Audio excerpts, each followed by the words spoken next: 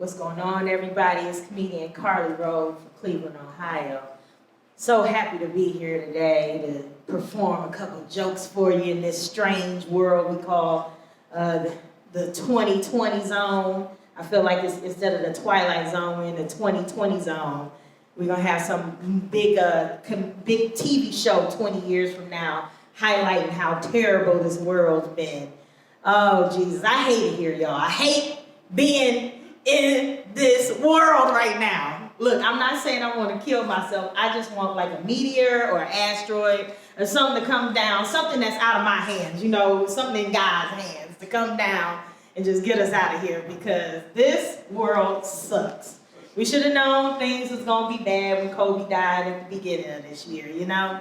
Oh man, 2020 has been something else. I am tired, y'all. I work in healthcare. Oh, the #1 worst job to ever work in. I wish when I had got my degree in 2008, I had dropped out in 2007 knowing what's going to happen in 2020. When I tell you this is awful, oh, I'm so tired. I'm so tired of working for the people. I love helping people, but not in 2020. Oh, goodness gracious. It's just been ridiculous. Save us. Somebody save us. Healthcare workers, please send help. We need help, because when 2020 is over and we get our vaccines and everybody turns into a thriller monster, after everybody turns into a thriller monster, then the healthcare workers, we still gonna be working trying to get these thriller monsters back to normal. I'm telling you, it's crazy. Lord help me. I don't know what to do. Oh man, and then my job found out I was doing comedy, so I can't say where I work for, but I'm gonna give y'all the name. It's one of the major healthcare organizations in the city that's named after one of the cities. One. University Heights is a city, but it ain't that one. It's not that one. I hate it. I hate it, y'all. I wish I had dropped out of school and chased my dreams in comedy sooner. I wouldn't even be bothered with this. Oh man, I could have been big by now. And I said I'm working in the Rona, right in it. It's been next to me several times. I never got it, thank God. Well, I'll say this, I never got it when it was hot on the streets. You know, it's popular to get it now. I got it back in December last year when we didn't know what it was, but I got all the symptoms, I got it. I'm like the outbreak monkey. I got the antibodies in you know what I'm saying? Just stick me, I'm the vaccine. Oh man, but my job has been stressful. I was working in the ER. I'm not working there no more. I had to leave that job, go to another worse job, a call center job at the hospital. Oh Lord, even worse. But working in the ER was terrible. It was awful during this time, because not only it was sick people, and we want to, you know, my heart goes out to all the family members that have lost people. Anyone you know that you lost, I'm sorry for that. But when I tell you, it's not the people who were sick that was the problem during the pandemic. It's been the people that were still dumb during the pandemic coming in for dumb stuff. I had a lady come in. She said she accidentally drank her pee. Accidentally drank her pee in the middle of a pandemic. Ma'am, what are you doing? Why are you drinking? Why are you testing your pee? It's like, she must have had the Rona and was like, If bleach won't kill it, let's try this pee. She came in talking about, this was her lie that she gave us. So she said, I thought I had a cup of chicken broth at the side of the bed, which I went to pick up and put to my lips, and I sadly was mistaken. I found out it was pee.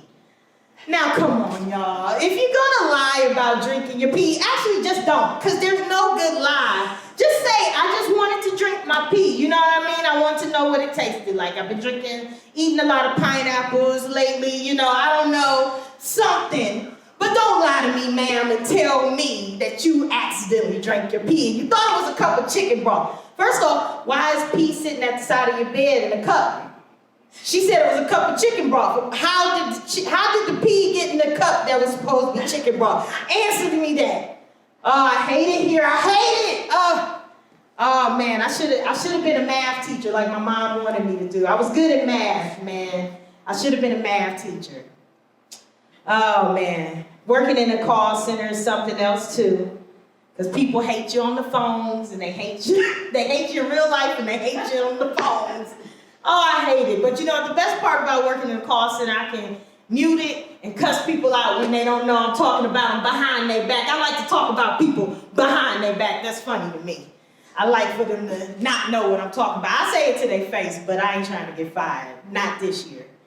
I mean, clearly the comedy is going so well. I'm performing in front of a bunch of people at the Karamu site. Oh man, you know what I miss about being able to go outside and hang out? I miss interacting with the homeless in the city. First off, you know, we got a lot of homeless people in the city. And they asking for money. Right now, I need to be right with them, like, hey, where's the hot spots to get some money? Because I am broke. Where can we go panhandle together? Teach me the ropes, because it's about time for me to just pick up a cup and start shaking it. You know what I'm saying? I need some money. But I miss talking to the homeless. One of the most clever things a homeless person did to me to get some money out of me, it was a guy. He came up to me and he's like, sister, I just have a question to ask you. He said, do you have the time? And he was homeless. Like, before he came up to me, you could tell he was a homeless guy. But he asked me for the time. And I was like, no, I told him the time, and he walked off. And I gave him his $1. But then he walked off, and I was like, man, I ain't never known a homeless man to ask, what time is it? Like, where do you need to go that you need to know the time? What type of homeless guy? Do you have a homeless job? Like, why do you need to know the time? And then this was my other thing. If you're homeless and you're outside, you should know what time it is. You got an automatic homeless sundial in your system. You know when the moon is high, it's noon, or the sun is high, it's noon, and the moon is low, it's midnight. You should be able to tell your own time, sir. I don't need to give you that. You just wanted my $1. Take my money. I'm an awful person, y'all. I realized that in 2020, that I am an awful person. You know, when you're by yourself enough, you realize, no wonder why people can't stand me. Why they don't want to be around me. I talk to people reckless. I got a terrible mouth. I've been a problem since I was a kid. I was bad in school. It took me 35 years to realize that I need to apologize to all my teachers for doing terrible stuff, but I was always cracking jokes, you know? I mean, at least I made something of myself. I'm on stage telling jokes to somebody, you know? So really all of that laughter wasn't in vain. I'm still doing it. But I apologize to all my teachers because I was a bad kid. But I know everybody right now is wishing they could send their kids back to their teachers. These kids are crazy. Oh gosh, my niece need to go to daycare. Somebody send her back to daycare. Please, I will pay anybody to watch my niece. She is a maniac. She needs to be in somebody's daycare getting disciplined 5 days out of the week. I only sign up, me and my family only sign up for 2 days. She need to go to the daycare for the other 5 because these kids is crazy. You never know how crazy your kids are until you got to be with them all the time. And then people can't go nowhere for work. You know, you got to be at work and at home. So at least you used to get a break going to work. Now you got to be with the kids forever. This is awful. This world is terrible. Will y'all please wear your mask so we can go back outside? Oh, everybody. Oh, man. Because of the pandemic, I've been doing some online dating because can't meet nobody in the bar, right? You know, you don't want to catch Corona and meet people, so you got to subject yourself to possibly getting catfished. That's a good thing. You know, it's either catch the Rona or get catfished. I'd rather just have emotional damage than physical. You know what I'm saying? I'd rather have, if I had to choose my relationship damage.